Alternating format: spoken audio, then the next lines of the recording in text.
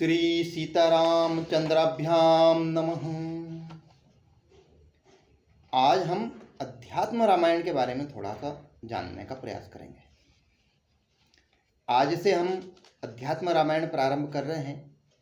पूर्व में हमने श्रीमद् भगवद गीता पढ़ी है। भगवद गीता को वास्तव में लिखने वाले तो वेदव्यास जी ही हैं, और अध्यात्म रामायण जिसको श्री राम गीता भी बोलते हैं, अध्यात्म रामायण का एक और नाम है, इसको बोलते हैं श्री राम गीता। इस श्री राम गीता ये भी वेदव्यास जी ने लिखी है। तो इसको जब हम प्रारंभ करते हैं तो इसमें कुछ चीज़ें बड़ी विशिष्ट आती हैं कि जब नारद जी घूमते घूमते घूमते घूमते सत्यलोक गए। सत्यलोक बोले तो ब्रह्मलोक गए, और ब्रह्मलोक में ब्रह्मा जी से पूछा, बोले हे प्रभु, कलयुग में जो स्थितियां हैं बड़ी खतरनाक होने वाली है।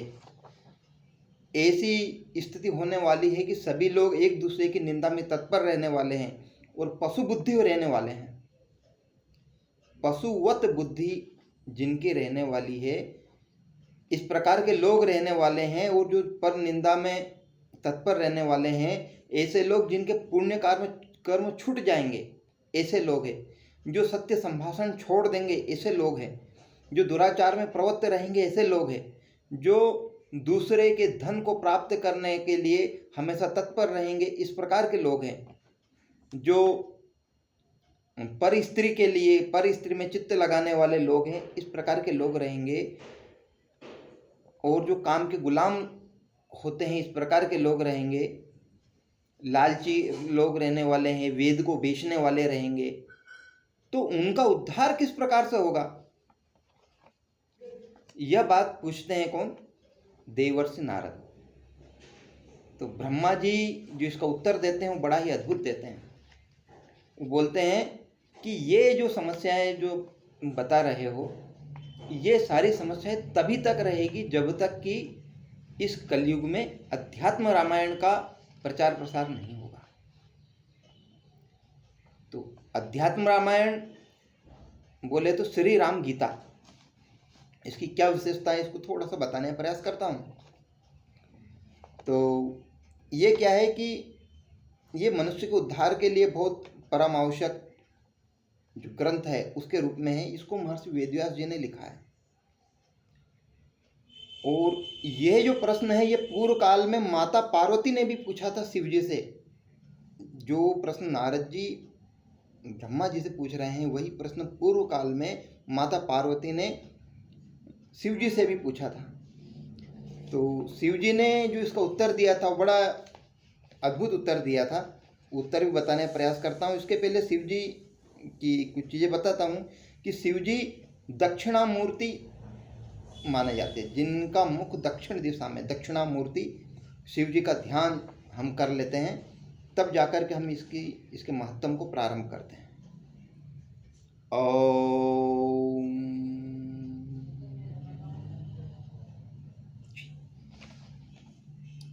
तो ये उन्होंने पूछा था, माता पार्वती ने भगवान शिव से भी यह प्रश्न पूछा था। तब उन्होंने कुछ बातें बताई थी कि जो ये श्री राम गीता बोले अध्यात्म रामायण है, ये क्या है। तो ये श्री राम का ही तत्व है, भगवान श्री राम का ही तत्व है। ये अध्यात्म रामायण कहलाती है। और इसके सुनने मात्र से, इसके अध्ययन मात्र से गति शुभ हो जाती है। इसके अध्ययन से ब्रह्म हत्या का पाप भी समाप्त हो जाता है। इसके जो श्रवण जो करते हैं, इसके द्वारा कलयुग का उत्साह समाप्त हो जाता है, और कलयुग में भी नई चीज़ों के लिए उत्साह व्यक्ति के अंदर आने लग जाता है। यमराज का डर समाप्त हो जाता है, और शास्त्रों में जो परस्पर विवाद होता है वह भी समाप्त हो जाता है। ऐसी इसकी महत्ता है। इसको एक श्लोक भी यदि हम इसका सुनते हैं प्रतिदिन, तो उसकी मति बोले तो बुद्धि उसकी ठीक हो रह जाती है, और वो जीवन मुक्त रहता है। फिर उसको जीवन बंधन कारक नहीं होता है। अश्वमेध यज्ञ का जो पुण्य है वो उसको प्राप्त होता है, ऐसा हम मान सकते हैं। तो अब हम इसको थोड़ा सा आगे बढ़ाते हैं। कि इससे सुधर जाता है, जीवन मुक्त हो जाता है, ये तो ठीक है। बाकी इसके सुनने के कुछ नियम हैं। अभी तक नियम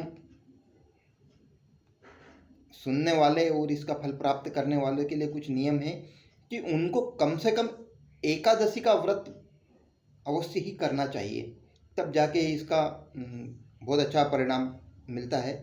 और राम नवमी के दिन निराहार रह करके व्रत करना चाहिए, तो इसका बहुत अच्छा लाभ मिलता है। और ये जो अध्यात्म रामायण है, इसका महत्व ब्रह्मा जी ने जब नारद जी को बताया तो बताते हैं कि इस अध्यात्म रामायण का महत्व शिव जी तो जानते हैं, परंतु माता पार्वती इसका महत्व आधा ही जानती है। और उनसे आधा में बोले तो ब्रह्मा स्वयं बोले उनसे भी आधा जानता, मतलब चौथा ही जानता हूँ। तो इस पृथ्वीलोक पर अन्य कौन व्यक्ति होगा जो इसका पूरा पूरा महत्व बता सके।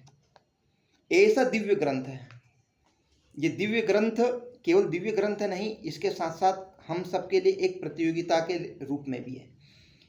इस जो पूरा एपिसोड जो 5 मिनट का है, 6 मिनट का है, इसमें इस पर आधारित मैं 5 प्रश्न आपसे पूछने वाला हूँ।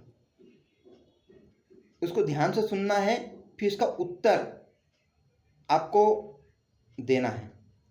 जब इसका उत्तर आप देंगे तो आगे दूसरा अंक ऑटोमेटिक अगले अंक में इसके उत्तर भी होंगे। इस प्रकार से प्रश्न उत्तर इस प्रकार से चलेगा। तो आशा है आप सभी लोग तैयार होंगे। बाकी तैयारी तो होगी, हम कल इससे इसका बालकांड का प्रथम सर्ग से इसको हम प्रारंभ करेंगे। जय श्री राम।